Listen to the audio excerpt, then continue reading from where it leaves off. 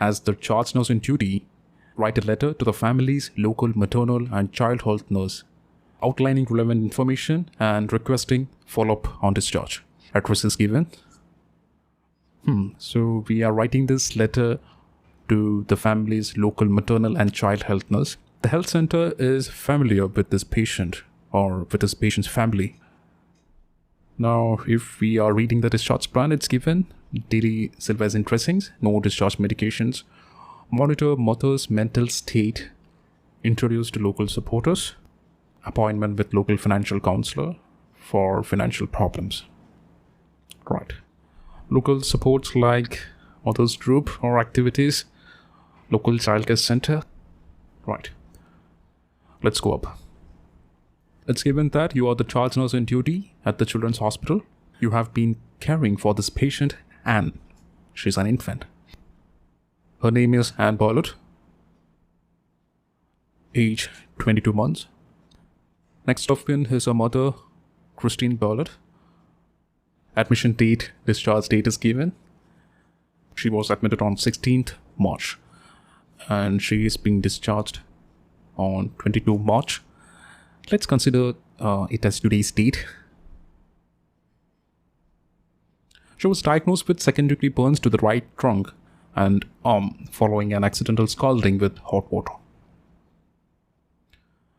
Regarding her family, she lives with her mother and 4-year-old brother, Tom.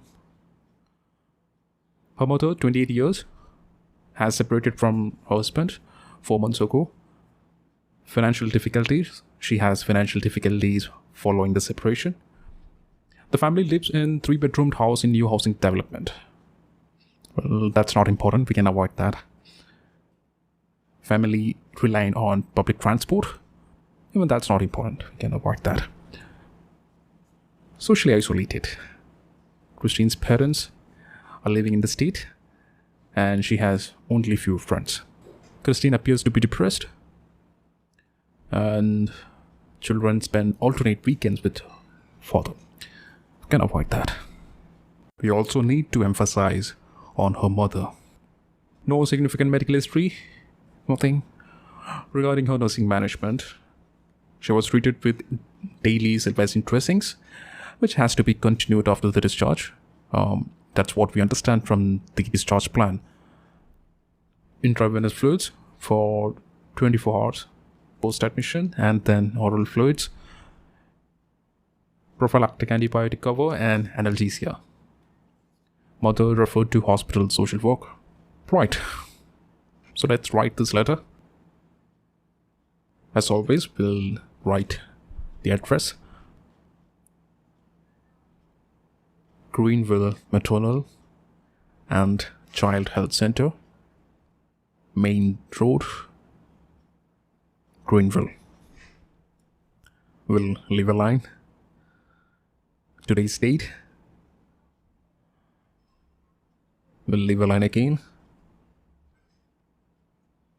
Dear nurse. We'll leave a line. RE section. Anne Bartlett, 22 months old.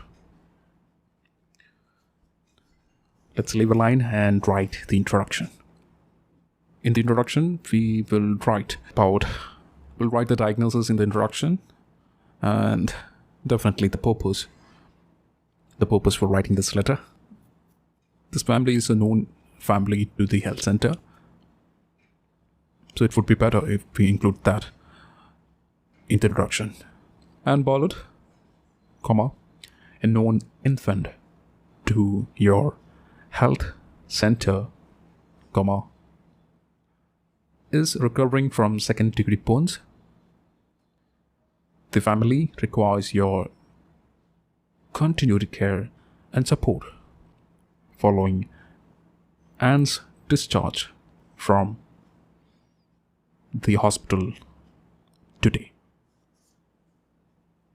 That's done. Now we'll write our first body paragraph. Let's leave a line.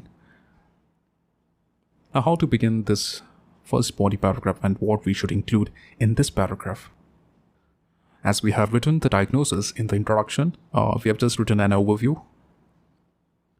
We need to elaborate that. We need to brief about the admission details in the beginning of this body paragraph. So let's write, Anne was admitted to the Children's Hospital on this date as she suffered. Suffered here, using this word, it do not indicate that we are being judgmental. No. There's something which occurred. This is an event from the past, and we're talking about her admission details. So we can write suffered as she suffered, or else we can write sustained as she suffered or as she sustained burns to the right arm and trunk caused by scalding with hot water. So that's done. Now we will also write about the nursing management in the same paragraph. We don't have to write the nursing management in detail to this health center. We can complete them in just one line. That's it. She was treated with usual course of cefazine dressings, prophylactic antibiotic cover, and analgesia. Right. Now, definitely we'll write about the current condition of the patient. We'll write Anne's current condition after 6 days of hospital stay, her condition is stable and has no further complications. Now from the discharge plan, what we understand is the dressings have to be continued after the discharge. So we'll write that thing in the same paragraph so that we can write those information related to our mother in the next paragraph. So that's how we are going to structure this letter. So the daily dressings have to be continued after the discharge. So that's done. We have written everything regarding Anne. After reading the case note, what we understand is her mother is experiencing some mental problems and she will require support from this health center. Anne's mother, Ms. Christine Pollard, appears isolated and depressed. Now we cannot stop it like this. Let's see how to begin this paragraph. She has separated from husband 4 months ago. Financial difficulties following the separation. Socially isolated. Christine's parents living interstate. And she has few friends. Right. She appears to be depressed. So we can connect these two things. Anne's mother, Christine Pollard, Miss Christine Pollard, appears isolated and depressed, probably due to the insufficient support from her parents and friends. That's good.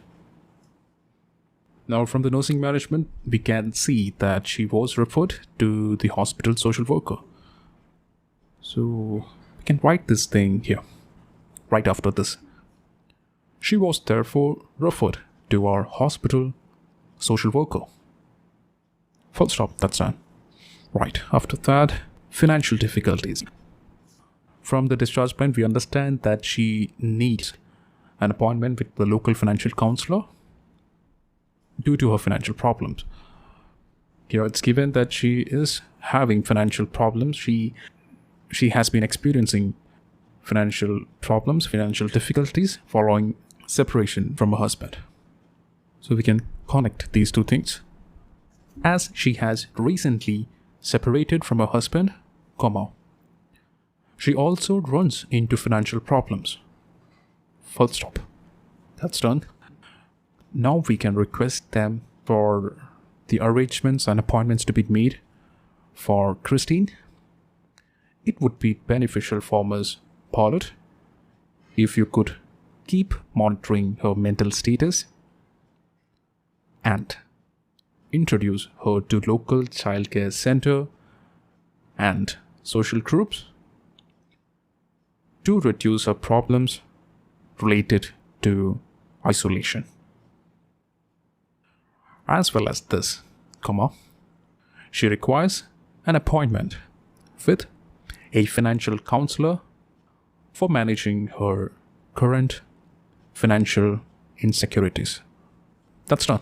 So we have written all the things required, included all the key information in regards to the purpose of the letter. Now let's write the final sentence. Thank you for being involved with this family's ongoing care. If you have any queries, please do not hesitate to contact me. Yours faithfully. Let's leave a line. George knows. That completes our